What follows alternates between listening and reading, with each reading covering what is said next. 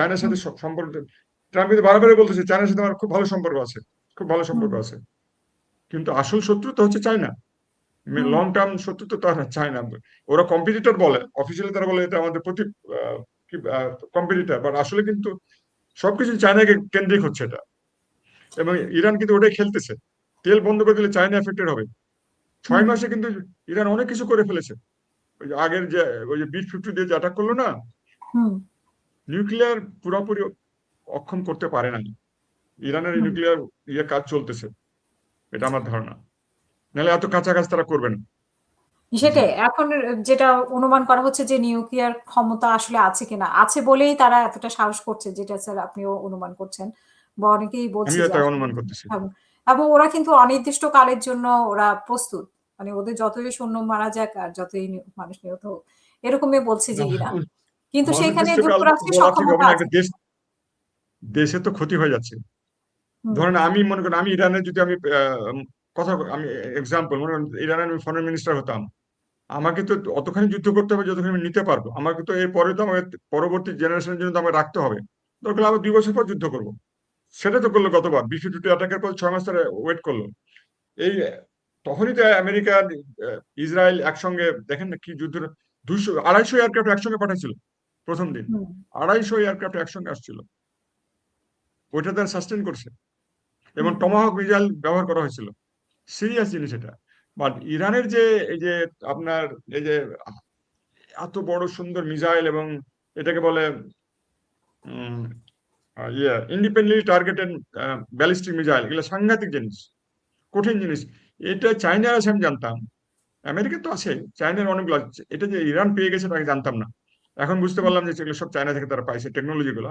এবং তারা নাকি ওখানে টেকনোলজির প্রত্যেক বাড়িতে বাড়িতে নাকি এই টেকনোলজি গুলো ডেভেলপ, গ্রামে গ্রামে টেকনোলজি ডেভেলপ করতেছে সবাই মানে ওই কটেজ ইন্ডাস্ট্রির মতো হয়ে গেছে এটা। এবং হুম, পাহাড়ের নিচে সব চলে গেছে।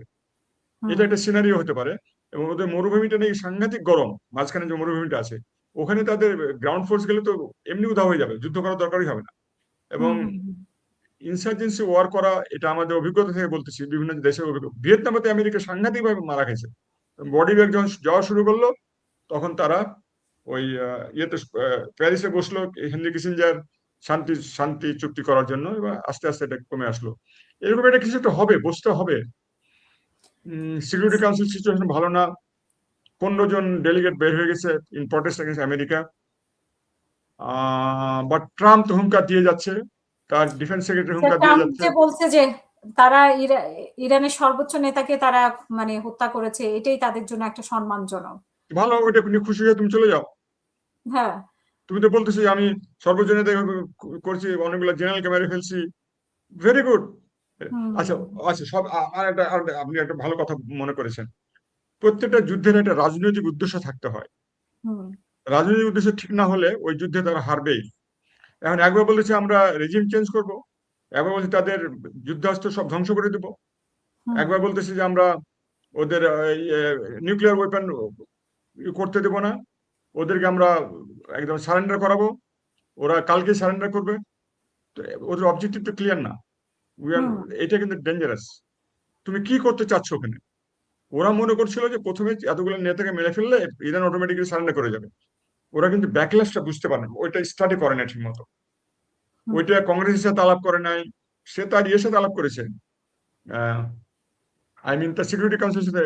সিকিউরিটি কাউন্সিল বসলো আপনার 1/11 পরে একবার বসলো, এইবার বসলো এবার সিকিউরিটি কাউন্সিল, ওদের ন্যাশনাল সিকিউরিটি কাউন্সিল, যেটা হাইয়েস্ট মানে যুদ্ধের ব্যাপারে হাইয়েস্ট ডিসিশন মেকিং বডি ওদের। হুম, ট্রাম্প তো ওখান থেকে ক্ষিপ্ত হয়ে বের হয়ে গেছে, যখন সেক্রেটারি অফ স্টেট বলছে যে স্যার আমি তো আহ, পর্যুদস্ত হয়ে যাচ্ছি, France, Germany, Russia, Japan, south Korea সব আমার ছেড়ে চলে যাচ্ছে, সৌদি আরবিয়াও চলে যাচ্ছে, এরকম মানে চলে যাচ্ছে না, মানে তারা মানে আহ, সেভাবে পাচ্ছে না, সমর্থন কেউ তো জানাচ্ছে না। ঝুঁকি নিতে চাচ্ছে না, অর্থনৈতিক ঝুঁকিটা কেউ। হ্যাঁ, ঝুঁকে নিতে চাচ্ছেন, ঝুঁকে নিতে হুম, চাচ্ছে না। আর এটা তো অনেক ক্ষতি করে দিচ্ছে তো।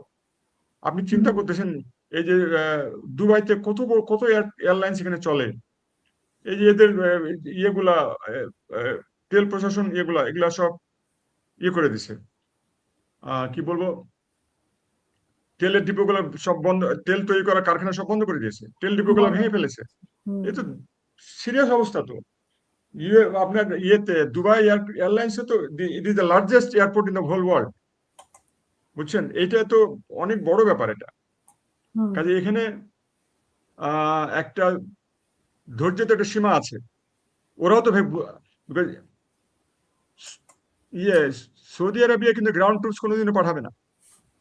স্যার বাহরাইনে তো এদের একজনের কোনো প্রশ্ন ফোর্স নাই করেছে ফোর্সে। আপনাকে যে হুম। গুরুত্বপূর্ণ একটা জিনিস আপনার কাছে জানতে চাই যে ইরান যদি মানে শেষ পর্যন্ত যদি আমেরিকা পেরে না ওঠে, মানে ইরান যদি আমেরিকার সাথে পেরে না ওঠে তখন তারা পারমাণবিক বোমা নিক্ষেপ করবে কিনা? না, ওটা করবে না। ওটা চীন এবং রাশিয়া ক্লিয়ার, ওটা করবে না, ওটা করবে না। ইরানের অত অত অবুদ্ধি তারা, অত হঠকারী তারা না। হুম, ইরানের প্রত্যেকটা লিডার কিন্তু অনেক শিক্ষিত, অনেক ধৈর্য।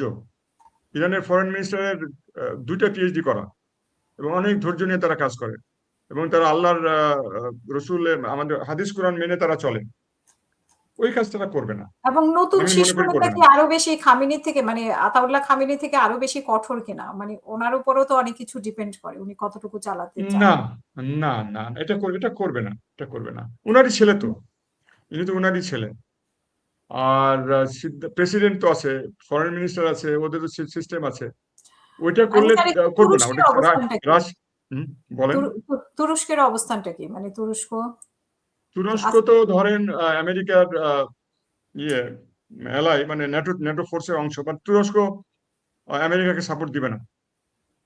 কুর্দিশ কুর্দিশ গেরিলারা এখানে আছে। হুম, হুম, আমেরিকা কিন্তু কুর্দিশ গেরিলাদেরকে আর্ম করতেছে, এই যে ইরানে ঢুকো, হুম, ওরা হুম, ভয় পাচ্ছে ঢুকতে। হুম, এটা তুরস্ক কুর্দিশদেরকে যারা সাপোর্ট করবে, তুরস্ক তাদেরকে মেনে নিবে না, মেনে নিবে না। আর মুসলমানের একটা ইয়ে আছে, যতই বলেন তুরস্ক মুসলমান, ইরান মুসলমান, এটা একটা যোগাযোগ থাকবেই। সৌদি আরবে তো কিছু করলো না, ওরা তো মিসাইল মারতে পারতো। সৌদি আরবে তো অনেক মিসাইল আছে, কিন্তু তারা তো যুদ্ধটাকে বাড়তে দিল না। কাজে এখানে মুসলমানিত্বের ব্যাপার একটা আছে, রয়ে গেছে। এটা রমজান মাস। আর কুর্দিশকে আমেরিকা অলরেডি আর্ম করেছে, সিআইএ ওখানে কাজ করতেছে যে তোমরা হুম, ইরানে ঢুকো, গ্রাউন্ড ফোর্স দিয়ে ঢুকো। ও একবার করে ঢুকবো, একবার ভয় পাচ্ছে তারা। ওখানে ঢুকলে তো হুম, পাবে না, বিরাট বিরাট পাহাড় তো ওখানে, ওখানে ঢুকে শুধু বোধহয় ওই যে আলেকজান্ডার দি গ্রেট শুধু একবার ইরানকে জয় করতে পারছে, আর কেউ ইরানকে এরকম জয় করতে পারে না। ইরান একটা হুম, অন্যরকম ব্যাপার স্যাপার। ইরান তো অনেক বড় দেশ তো। এটা একটা এই ধরেন আমাদের সাউথ এশিয়ার চেয়ে বোধহয় বড় হবে নাকি, এরকমই হবে। চারিদিকে পাহাড় তো।